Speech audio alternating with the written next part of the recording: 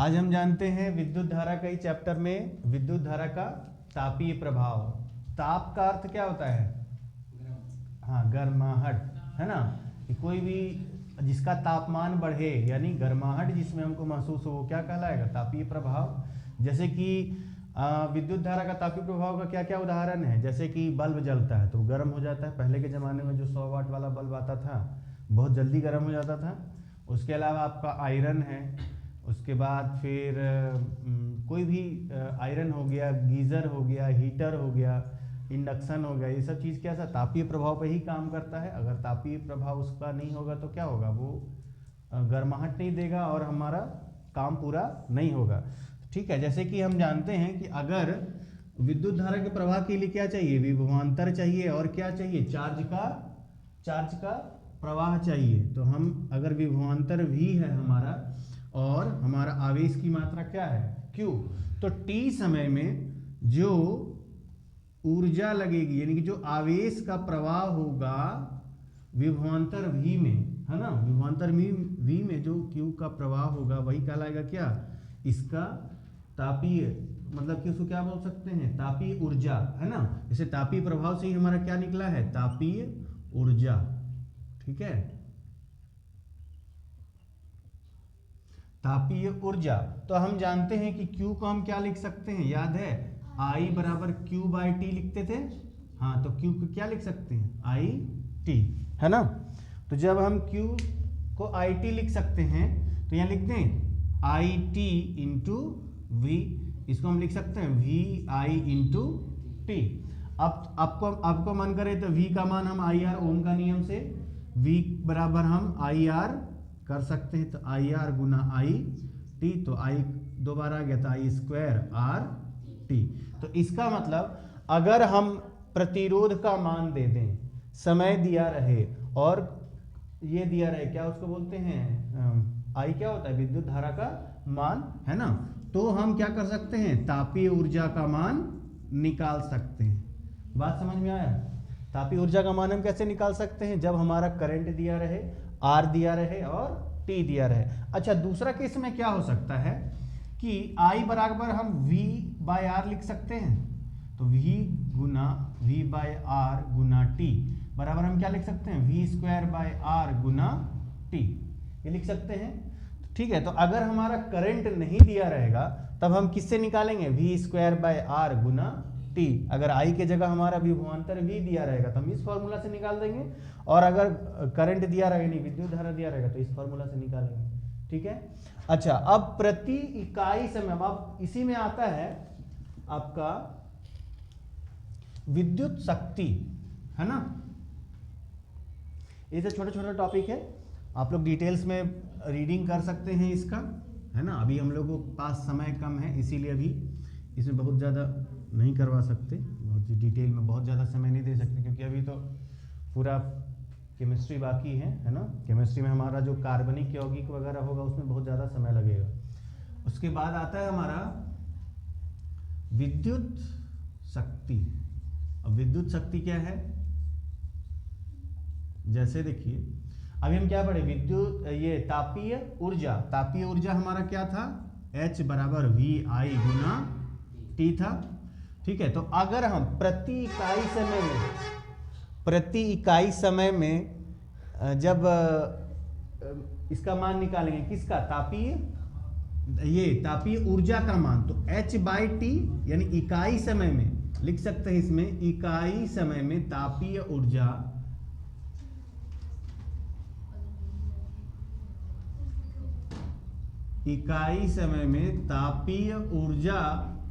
का मान ही क्या कहलाएगा? आपका विद्युत शक्ति। तो जैसे अगर हम P इसको डिनोट करें तो P बराबर H/T, और H/T क्या होगा? VIT बटा T। तो T कैंसिल करेंगे तो क्या आ गया? VI, है ना। तो हमारा P क्या निकल कर आया? V गुना I, यानी कि वोल्ट गुना क्या? करंट, यानी कि विभवांतर गुना विद्युत धारा। अच्छा, कभी कभी केस में क्या दिया रहेगा? I नहीं दिया रहेगा, रेजिस्टेंस दिया रहेगा, तो तुम I को आप क्या कर सकते हैं? I को V/R लिख सकते हैं। तो V गुना V/R, ये क्या बन गया? V² R बन गया। मान लिया कि अभी विद्युत धारा का मान नहीं दिया रहेगा, विभवांतर दिया रहेगा और प्रतिरोध दिया रहेगा, तब हम निकाल सकते हैं P बराबर V² R से निकाल सकते हैं। अच्छा एक और है, V को मन करे तो हम IR लिख सकते हैं, तो IR गुना I, तो हम P को क्या लिख सकते हैं I²R। मान लिया विभवांतर का मान नहीं दिया रहेगा, विद्युत धारा का और प्रतिरोध का मान दिया है, तब इस फॉर्मूला से हम क्या निकाल लेंगे, विद्युत शक्ति निकाल देंगे। ठीक है, बात समझ में आया। तो इसी तरीके से हम निकाल सकते हैं क्या, विद्युत शक्ति। अब आता है कि विद्युत शक्ति का मात्रक क्या होगा। अच्छा 9th क्लास में आप लोग पढ़े थे, कार्य का मात्रक और ऊर्जा का मात्रक क्या होता है, जूल होता है। तो जो हीट है, ऊर्जा है, ये भी क्या उष्मीय ऊर्जा है या तापीय ऊर्जा है, तो इसका मात्रक क्या है, जूल होगा, जूल। ठीक है, और बटा टी का मात्रक सेकेंड, तो जूल प्रति सेकेंड आया। विद्युत शक्ति का मात्रक क्या आ गया हमारा, जूल प्रति सेकेंड। और जूल प्रति सेकेंड को क्या बोलते हैं, वाट बोलते हैं ना, भूल गए सब, वाट होता है ना, वाट। 9th क्लास में था ना, ये 9th क्लास में था ना, वो कार्य ऊर्जा वाला जो समय, कार्य ऊर्जा वाला जो चैप्टर था। ठीक है, तो उसमें क्या था, जूल प्रति सेकेंड। तो यहाँ पे आ गया विद्युत शक्ति का जो मान है वो क्या गया, जूल प्रति सेकेंड। ऊर्जा का मात्रक जूल, समय का मात्रक सेकेंड, तो जूल प्रति सेकेंड आ रहा है हमारा, तो जूल प्रति सेकेंड हमारा आ गया वाट। आप कोई देखे होंगे, जैसे हम बोलते हैं ना, ये इतना वाट का बल्ब है, 12 वाट का, 15 वाट का, है ना, 40 वाट का, तो यही वाट है, यही वाट है वो, है ना। यानी कि 1 सेकेंड में उसमें कितना, 1 सेकेंड में कितना एनर्जी दे रहा है वो हमको, कितना, जैसे 40 वाट का बल्ब है तो 40 जूल 1 सेकेंड में दे रहा है। बात समझ में आ गया। ठीक है, अब हम जानते हैं कि घरों में जो मीटर लगाए जाते हैं उसमें हमारा बिजली बिल वगैरह कैसे आता है। ठीक है,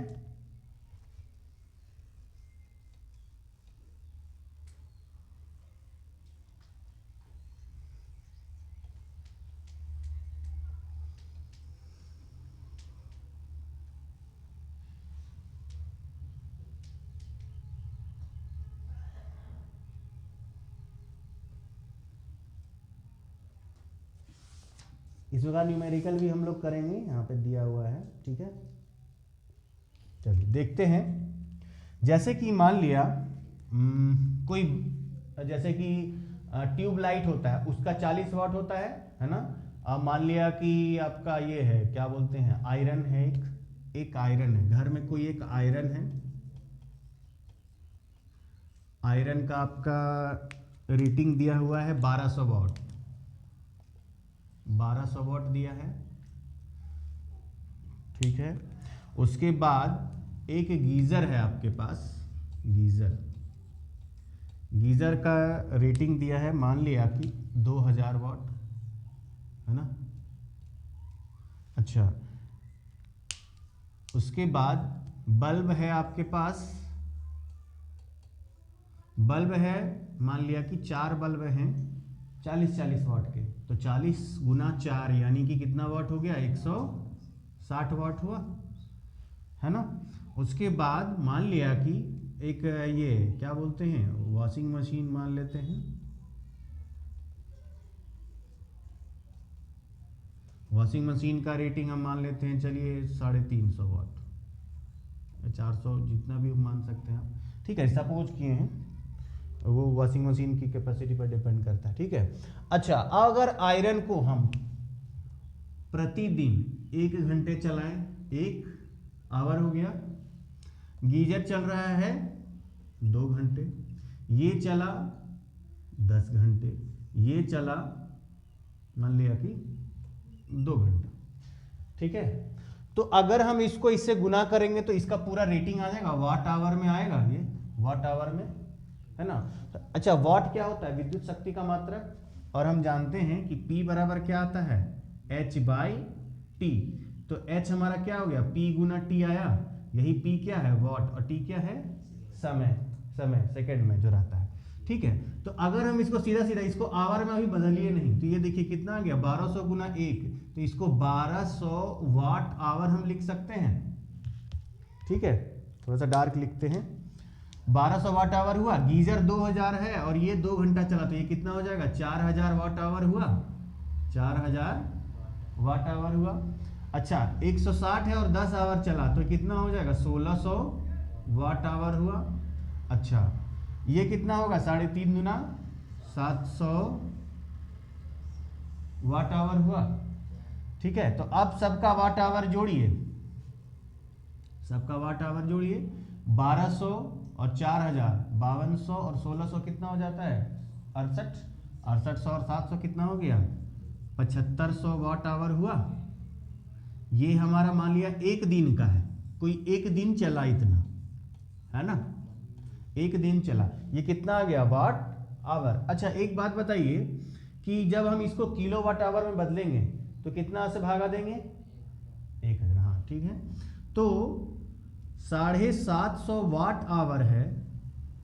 अगर हम इसको भागा दे दें 1000 से, तो ये क्या बन जाएगा, किलो वाट आवर हो जाएगा, है ना।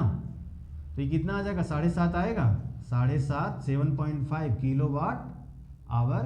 इसी को हम क्या लिख सकते हैं, 7.5 यूनिट। तो जैसे बोलते हैं ना कि इतना यूनिट इस दिन उठा, इतना महीना में, जैसे बोलते हैं ना कोई, जैसे सरकार बोलती है 100 यूनिट फ्री है, मतलब आप अगर जैसे कि मान लिया तो एक महीना में कितना आया, 100/30 देखिए, यानी कि 3.33, लगभग 3 से 4 अगर आप यूज कर रहे हैं, 3 से 4 यूनिट अगर आप रोज यूज कर रहे हैं, तो आपको 1 रुपया भी बिल नहीं देना है। बात समझ में आया। यहाँ पे 7.5 यूनिट एक दिन में उठा, तो इसके महीने का बिल कितना हो गया, 7.5 को आप गुना कीजिए किससे, 30 से, तो ये आ जाएगा आपका 225 यूनिट। तो ये 225 यूनिट का बिल उनको देना पड़ेगा, जो भी कंज्यूमर होंगे।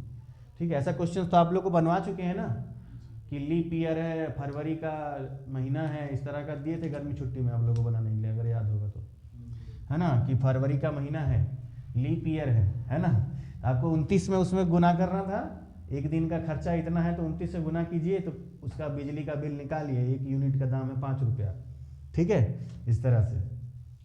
ठीक है, अब हम एक ऑब्जेक्टिव क्वेश्चन टाइप का देखते हैं कि ये जो किलो वाट आवर है, ऐसा भी क्वेश्चन आता है कभी कभी ऑब्जेक्टिव में कि 1 किलो वाट आवर हमारा कितने जूल के बराबर है। चलिए देखते हैं उसको। अगर मान लिया 225 यूनिट आया, 5 रुपए का दिया, ऐसा क्वेश्चन में कि 5 रुपए 1 यूनिट का दाम है, तो इसको और 5 से गुना कर देंगे। ठीक है, 1125 रुपया आएगा महीने का।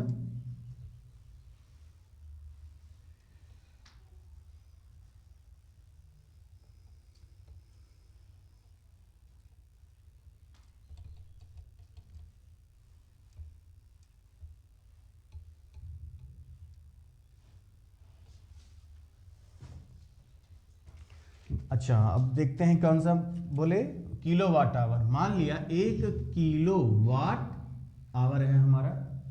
ठीक है, 1 किलो का अर्थ क्या होता है, 1000, है ना। इसको हम सबसे पहले 1 किलो 1000 वाट आवर में हो गया। 1 किलो वाट आवर बराबर क्या हो गया, 1000। अच्छा अब बताइए, ये वाला फॉर्मूला याद कीजिए, P बराबर क्या था, H/T था, यानी कि विद्युत का तापीय ऊर्जा बटा समय। इसका मात्रक क्या था, जूल, जूल था ना, जूल, और इसका मात्रक क्या था, सेकंड, इसका मात्रक था सेकंड, और इसका मात्रक क्या था, वाट। तो जूल बराबर हमारा क्या हो गया, वाट इंटू सेकेंड हुआ, वाट इंटू सेकेंड। तो इसको अगर हमको जूल में बदलना है तो यहाँ पे है क्या, वाट तो है W, लेकिन ये क्या सेकंड है, नहीं, ये क्या है, आवर है। तो इसको हम लिख सकते हैं आवर। 1 घंटा में कितना सेकंड, 3600, तो 1000 गुना 3600, है ना, तो 3600 सेकंड। तो अब इसको देखिए कितना आ गया, 36 गुना 10 का पावर 5 लिख सकते हैं। ये देखिए ये वाट सेकंड में आया, और वाट सेकंड ही हमारा क्या है, जूल के बराबर है। ठीक है, तो हम लिख सकते हैं 36 गुना 10 का पावर 5 जूल, यानी कि अगर एक और इसमें बदलेंगे तो 3.6 गुना 10 का पावर 6 जूल आ गया। तो 1 वाट आवर बराबर 1 किलोवाट आवर बराबर 3.6 10 का पावर 6 जूल। ये ऑब्जेक्टिव क्वेश्चंस में आपका आने का बहुत संभावना, 1-2 बार आया भी है ना। 9th क्लास में भी शायद आया था आप लोगों को, अगर याद हो तो। यहाँ पे देखिए, यहाँ पर क्या है, किलोवाट आवर है और यही क्या है हमारा, 1 यूनिट है, 1 यूनिट बिजली है। तो इसका अर्थ क्या हुआ कि जब आप इतना जूल एनर्जी खर्च कर देंगे तो मतलब 1 यूनिट खर्च कर दिए आप। ठीक है, बात समझ में आया। तो ये था हमारा विद्युत का सारा कुछ। तो इससे संबंधित कोई भी क्वेश्चंस हो आप पूछ सकते हैं। ठीक है, आगे की वीडियो में हम सॉल्व करने का प्रयास करेंगे। वीडियो देखने के लिए बहुत बहुत धन्यवाद।